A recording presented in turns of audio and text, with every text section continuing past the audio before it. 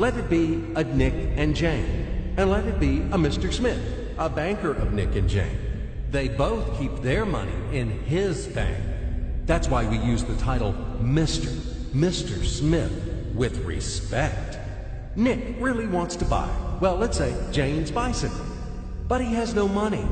More precisely, he has money, but not enough, only $10, while Jane wants $100 for her precious bicycle. That's a problem. What should Nick do? Well, this bicycle is so desirable.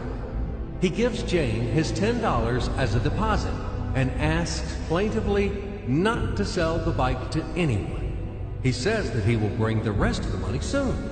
At the same time, he runs to his bank, to the respected Mr. Smith, to get a loan for the missing $90. As ill luck, Mr. Smith has no money at this moment, but he knows perfectly about $10, which Nick gave to Jane. And where will Jane bring his money to? That's right. She will put these $10 in her lovely bank to the same Mr. Smith. Therefore, Mr. Smith asks Nick to come back tomorrow in the hope that tomorrow he will get these $10. And everything happens this way. The next day, Jane brings $10 to the bank. The bank provides Nick these $10 on credit. Nick immediately gives them to Jane. She again puts them in a bank. The bank again provides Nick these $10 on credit, etc. As long as Nick the fool will gather enough money for the bicycle. Don't you get confused yet? Be patient, I told you. These demons have been trying to confuse you during 1,000 years. These damn economists and financiers. But anyway, we will figure everything out. So what do we have in the end? Nick finally got the bike from Jane. Wow! But at the same time, Nick owes $90 to the bank, Mr. Smith. And the bank, in its turn, owes $100 to Jane. In other words, those $10, which existed initially, have magically turned into $200, $190 of debts plus real $10.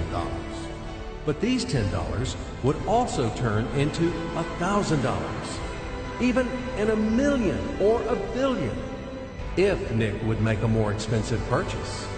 In this case, our $10 would make the increasing number of its cycles, circuits from hands to hands. That's it. So, what happens in today's world? SOS!